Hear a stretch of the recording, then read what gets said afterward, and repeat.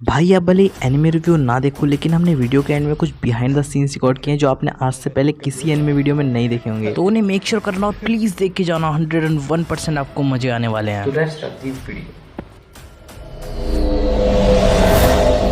तो पहली बात तो एक एनिमे रिव्यू है, और इस एनिमे को एक नॉर्मल एनिमे समझने की गलती बिल्कुल मत कर देना, क्योंकि वो गलती मैंने भी की थी।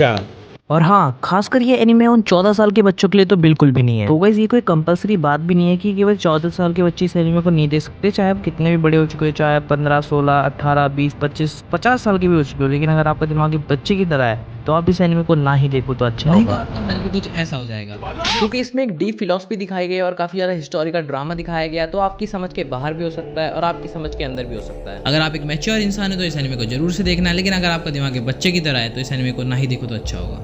इसने बिल्कुल सही कहा कि विनलैंड सागा सिर्फ और सिर्फ एक एपिक बैटल के बारे में नहीं है। ये कहानी बेस है वाइकिंग्स के वर्ल्ड में, जहाँ एकदम खतरनाक डार्क ट्रुथ दिखाए जाते हैं हिस्टोरिकल पास्ट के, और खतरनाक से टर्न्स आते हैं जो आपको हिला के रख देंगे। और यही चीज़ आपको इस एनिमे में हर बार मिलेगी। तो हम लोग देखेंगे कि विनलैंड सागा क्यों शाइनिंग जेंडर में स्टैंड आउट करता है, और अगर आपको कुछ हिस्टोरिकल ग्राउंडेड देखना है तो आपके लिए एनीमे तो मस्ट वॉच है। लेकिन आप लोग 14 के तो नहीं हो। चलो आपको विनलैंड सागा का एक क्विक सा रिव्यू देता हूँ। तो विनलैंड सागा स्टैंड आउट करता है एक आइसलैंडिक बॉय जिसका नाम है थॉरफिन। वो बड़ा हुआ है एक ट्रेडर की कहानी सुनते सुनते जिसका नाम है लीफ। वो कहता है कि एक जगह है जहाँ एकदम पीसफुल इन्वायरमेंट है और वहाँ एकदम खेती खेत है।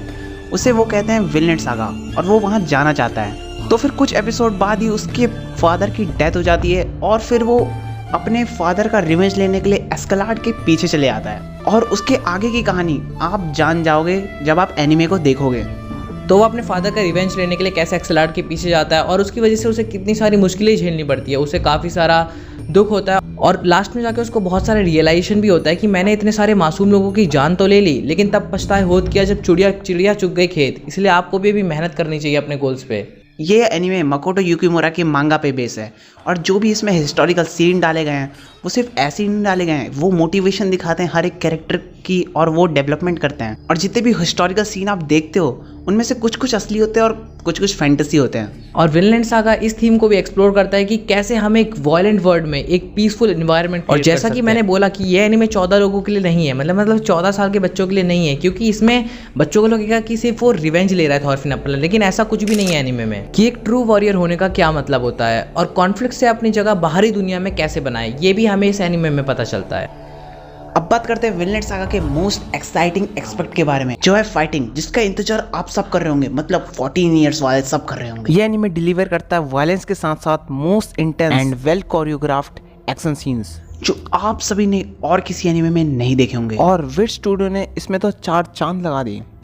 तो जी हाँ, जैसा कि अमन ने बोला, विट स्टूडियो ने तो इसमें बिल्कुल 4 चांद लगा दिए। बैटल हो चाहे थॉरकिल की और थॉरफिन की वन ऑन बैटल हो, या फिर कोई इंटेंस फाइट हो जिसमें बहुत सारे लोगों को दिखाया गया है, उसमें भी एनिमेशन काफी अच्छी की गई है, और एनिमेशन में कोई कसर बिल्कुल भी नहीं छोड़ी है। तो बाकी एनिमे से कंपेयर करें तो विनलैंड सागा की फाइट काफी ज्यादा रियलिस्टिक है, और एनिमे की तरह नहीं कि धूम धड़ाके हो रहे हैं, तबाही हो रही है। अगर इसमें फाइट होगी तो एकदम रियलिस्टिक होगी और ब्रूटल होगी। तो जैसा कि आपने सुना कि ये फाइट बिल्कुल रियल होती है इस एनिमे में, लेकिन ये ऐसी भी रियल नहीं होती है जो बिल्कुल हाथापाई वाली जो है आप असली में देखते हो ना, ऐसा हाथापाई कुछ भी उसमें दिमाग का इस्तेमाल नहीं। लेकिन भाई विनलैंड सागा में ऐसे बिल्कुल तगड़ा दिमाग का इस्तेमाल होता है कि कैसे किस प्लेयर को किस, मतलब कौन से बंदे को कब मारना है, कैसे मारना है, पूरी प्लानिंग के साथ इसमें फाइट की जाती है। और एक्सलाट कैसे अपने प्यारे थॉरफिन को मैनिपुलेट करके अपने इतने सारे काम निकलवा लेता है, ये सीन तो बहुत ही ज़्यादा इंटेंस है। एक्शन के बियॉन्ड विनलैंड सागा डील करता है डीप साइकोलॉजिकल आइडियलिज्म को, और ये एक जर्नी है एक ट्रू वॉरियर की बनने की। और हमें स्टोरी दिखाई जाती है थॉरफिन की, वो स्टोरी है रिवेंज की और फ्यूटैलिटी। और इस एनिमे में हमें पता चलेगा कि वॉर और वायलेंस का असली मतलब होता क्या है। बाकी सारे शोनेन एनिमे में हमने देखा है कि वायलेंस का असली मतलब क्या होता है, बहुत ज़्यादा ब्रूटल फाइट और बहुत ज़्यादा इंटेंस खून खराबा, ये सब कुछ। एग्जाम्पल आप KGF का भी ले सकते हो, जब रॉकी भाई ने वाला डायलॉग मारा था। इस एनिमे में हमें ये पता चलेगा कि वॉर के असली कॉन्सिक्वेंसेस क्या होते हैं। और शायद आपको अभी वॉरियर होने का असली मतलब ना पता हो, लेकिन इस एनिमे को देखने के बाद आपको पता चल जाएगा कि एक असली वॉरियर कौन होता है। और ये एनिमे ये भी प्रेजेंट करता है कि सबके लिए वॉर और वायलेंस का मतलब अलग अलग होता है। जैसे एक्सलार्ड और थॉर्स दोनों अलग अलग बंदे थे, उन दोनों के लिए वॉर का मतलब अलग था। जैसे अपना थॉर्स जो था वो ये चाहता था कि जो असली वॉरियर है उसको कोई भी स्वॉर्ड की जरूरत नहीं होती, लेकिन जो अपना एक्सलार्ड है वो सबको अपने काम के लिए यूज करना चाहता था, और उसके लिए वॉर का मतलब कुछ और ही था। और विनलैंड सागा का थीम रेजोनेट करता है आपकी डेली लाइफ में, जैसे कि वॉयलेंस नहीं करना चाहिए यार हमें। तुम लोग यार लड़ाई करते रहते हो बहुत ज़्यादा, आजकल मैं देख रहा हूँ छोटे छोटे बच्चे यार लड़ाई कर रहे हैं, आज आप हैंगर बंदे उला ले बंदे उला ले। ऐसा नहीं करना चाहिए एनीमे देख के, एकदम अच्छे एनीमे देखो जैसे कि विनलैंड सागा। पर यार ये 14 सालों के लिए नहीं है, पहले कह दिया। और ये आपके बिलीव्स जो आप मानते हो उसमें आपको क्वेश्चन करवाएगा कि क्या जो मैं तब से सोचता था क्या वो सच भी था। विनलैंड सागा सिर्फ और सिर्फ एक एंटरटेनमेंट शो नहीं है, ये एक थॉट प्रोवोकिंग शो है। तो इस एनिमे की साइकोलॉजिकल थीम ही इसे बाकी सारे एक्शन एनिमे से अलग करती है। तो ये स्टोरी है पीस और पर्पस फाइंड करने की एक ऐसे इलाके में जहाँ हर जगह लड़ाई दंगे ये सब होते रहता है। तो इस एनिमे से हमें ये भी पता चलेगा कि कैसे फाइंड किया जाए पीस अपना और पर्पस एक ऐसे वर्ल्ड में जहाँ हर जगह लड़ाई झगड़े होते रहते हैं। अब ये एनिमे बाकी सारे एक्शन एनिमे से पता है अलग क्यों है, क्योंकि इसमें हमें पता चलता है एक क्रुएलिटी वाली दुनिया में जहाँ हर जगह कॉन्फ्लिक्ट्स लड़ाई झगड़े दंगे होते रहते हैं, वहाँ हमें शांति और सुकून कैसे मिलेगा। और जब अपना मेन हीरो यानी कि थॉरफिन को जब ये समझ में आता है कि भाई ये दुनिया में लड़ाई झगड़ों में जब वो हज़ारों लोगों को मार चुका होता है, तब उसे ये रियलाइज़ होता है ये लड़ाई झगड़ों में कुछ नहीं रखा है। और ये समझने के बाद वो अपनी एक नई दुनिया बनाना चाहता है जहाँ पे कोई लड़ाई झगड़ा ना हो और सब लोग सुखी शांति से रहें। तो यही सब कुछ हमें इस एनीमे में देखने के लिए मिलेगा। विनलैंड सागा को ट्रूली यूनिक बनाता है उसका हिस्टोरिकल कल्चर, वो हिस्टोरी को कैसे दिखाता है, हिस्टोरी कह रहा हूँ या हिस्ट्री को कैसे दिखाता है। और जो एनीमे अडेप्ट किया है वो काफ़ी अच्छे से किया है और काफ़ी अच्छे से दिखाते हैं वाइकिंग्स कैसे जीते थे, आप उसी एरा में चले जाओगे। तो इस एनीमे में विट स्टूडियो और मापा ने अपना बहुत अच्छा कंट्रीब्यूशन दिया है। पहला सीज़न विट स्टूडियो और दूसरा सीज़न मापा, भाई बहुत अच्छा कैरेक्टर डेवलपमेंट था, बहुत अच्छा मतलब कैरेक्टर्स की डिटेल थी, उनको बहुत अच्छे से प्रेजेंट किया गया था और वाइकिंग्स को भी बहुत अच्छे से डिज़ाइन किया गया था।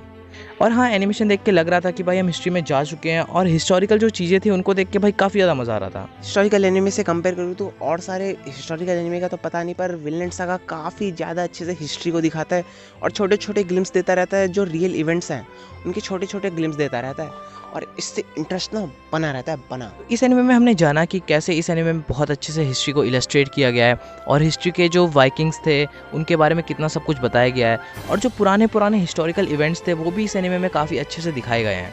रैप अप करते हुए विनलैंड सागा उन लोगों के लिए काफ़ी ज़्यादा अच्छा है जो एक्शन फ़ैन है, हिस्टोरिकल फ़ैन है, साइकोलॉजिकल फ़ैन है।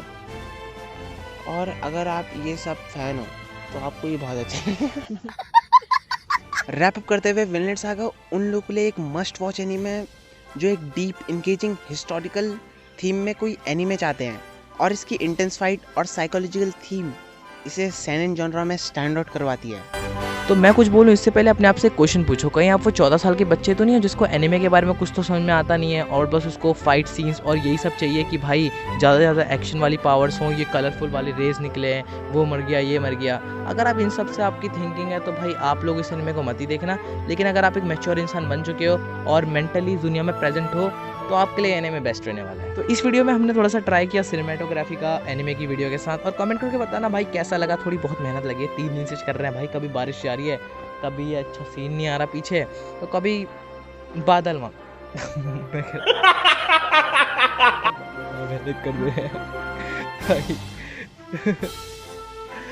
मैं उसे बोलूँगा तो इस वीडियो से पहले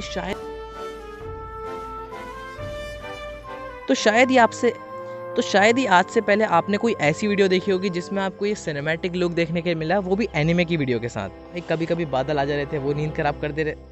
नींद कैसे खराब करेंगे गाइस। और 3 दिन तक सुबह जल्दी उठने के बाद हम यहाँ पे आए हैं, तो आपसे एक वीडियो को लाइक नहीं हो रहा, फटाफट से वीडियो को लाइक करो। और यहाँ पे थोड़े मच्छर भी काट रहे हैं, हम घर चलते हैं। और इंस्टाग्राम पे फॉलो कर लेना अगर फॉलो नहीं करा, वीडियो को लाइक करके चैनल को सब्सक्राइब करना। मिलते हैं आपसे अगली सिनेमैटिक वीडियो में, तब तक ले बाय।